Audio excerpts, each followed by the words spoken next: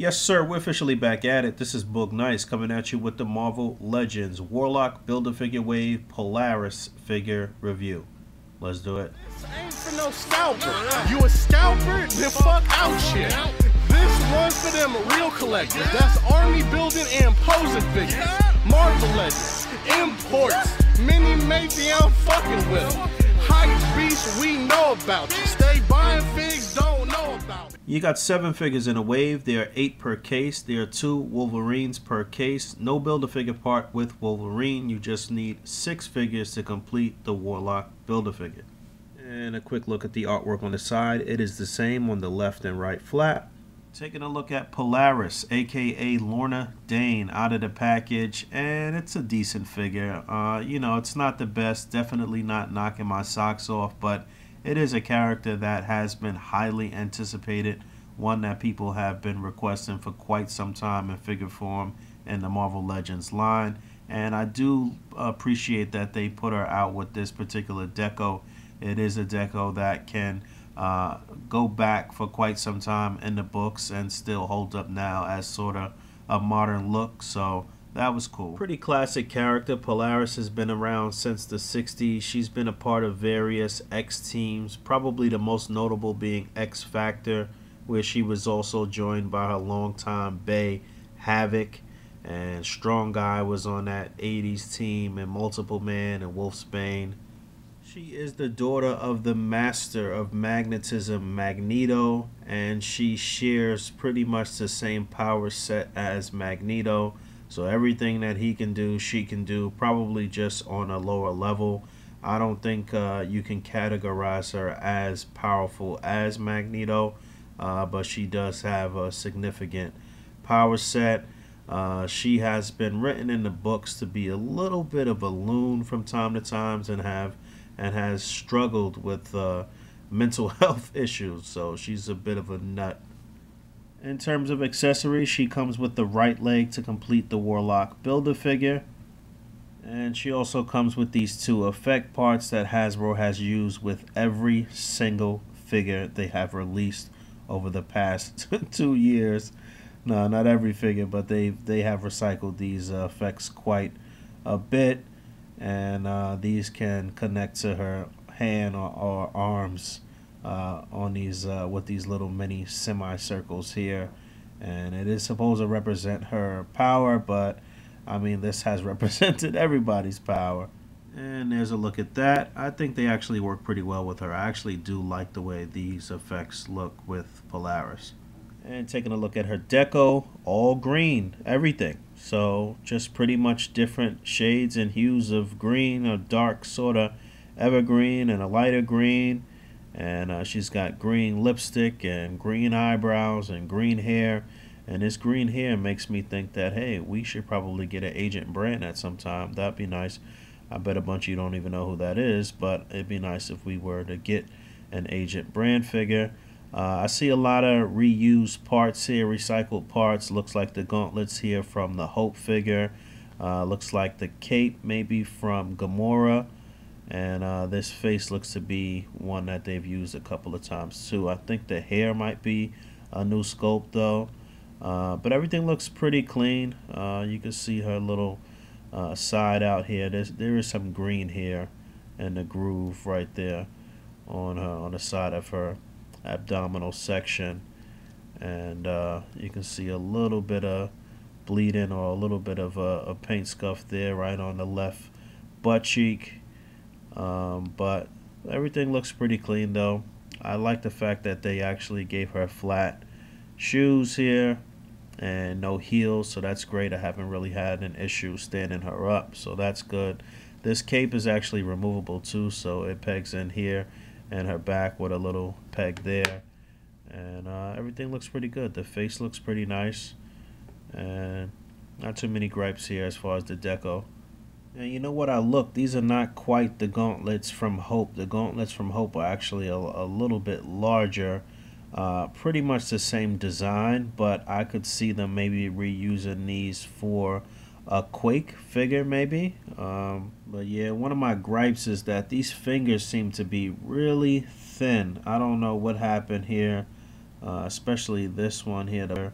on the left hand seems to be really thinned out. And even the pinky finger, I don't know, all of these fingers seem like they're just a little bit thin. I don't know what happened to the plastic here, or what happened when they were cutting this mold, or whatever they were doing there. But I can see one little nick here on the cape. I do like that the cape is a soft material, so if you want to use like a toothpick or something to kind of get the cape flailing in the wind when you're setting up your displays, you could do that. And there she is without the cape, so you could kind of get a good idea how the scope looks, and I think it looks pretty good. And the head is on a ball joint. You can see how that works. This ball peg looks pretty large. And in terms of articulation, the head will actually look down pretty far. It would look up more if it wasn't for the hair hindering the head going up a little bit. I mean, the articulation is there as you saw, but it will turn left to right. Could do a full 360. It'll actually get pivot. It actually has a nice range of motion on that neck. Shoulders are on a ball joint. They will both go up just about that far. You can do a full 360. No cut at the upper bicep. You get a single jointed elbow that will rotate. You get a hinge on the wrist and that will rotate. You get a little bit of upper torso articulation. It'll go down just about that far. It'll go back that far. No cut at the abdomen. T-joint at the pelvis. Legs will go up that far. Won't go back too far because of the cut of the butt. Upper thigh swivel. Double jointed knee. No cut at the boot. You do get a hinge and a pivot on the foot. And this is kind of tight, but it is there. I'll loosen it up and get it to work. And like I said, I do like the fact that she has on flats, so you should have no problem standing her up. So a couple of quick size comparisons. You have the 3-pack box set Miss Marvel on the left, and you have Hope there, so you can kind of see the gauntlets and the difference between them. And you can see a reoccurring thing with Hasbro, and something that I keep saying, I'm beating a dead horse here, that, you know, they don't give the females enough articulation. You know, Miss Marvel has the upper bicep swivel, which is cool. They didn't bother doing it here. They have some, looks like a mixture of parts for Polaris here.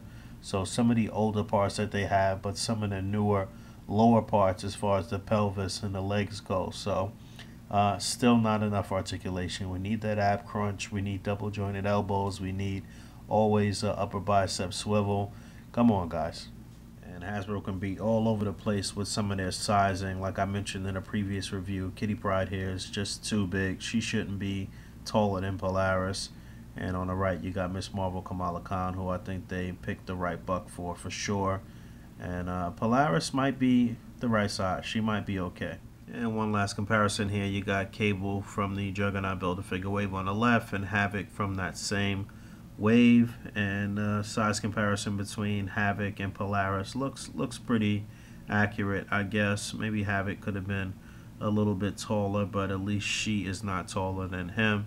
And I think a lot of people wanted Havoc in the costume before this one. No, maybe it was one before this one that was pretty awful, but the one before that, when him and Polaris and Nightcrawler and Warpath and Professor X went out into deep space to look for Vulcan.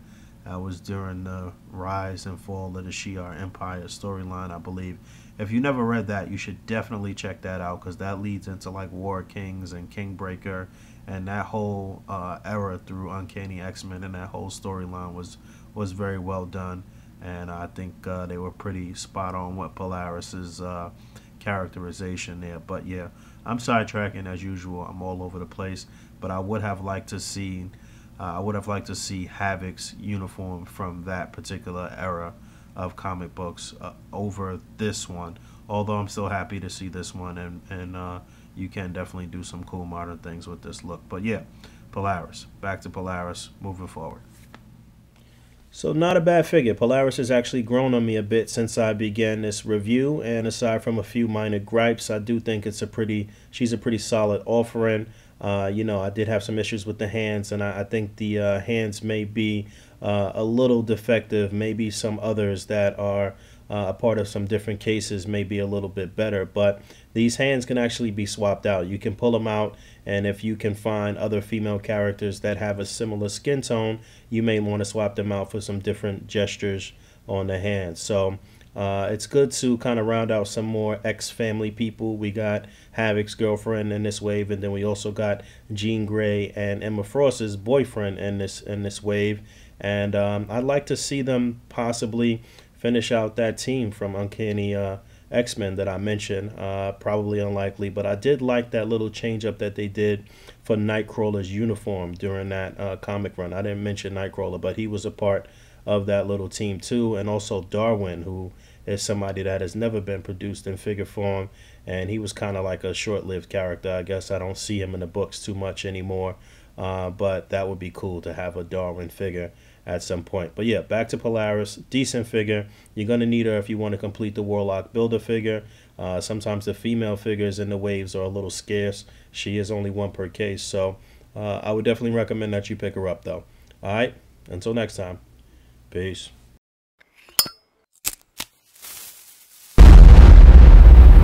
That's crispy.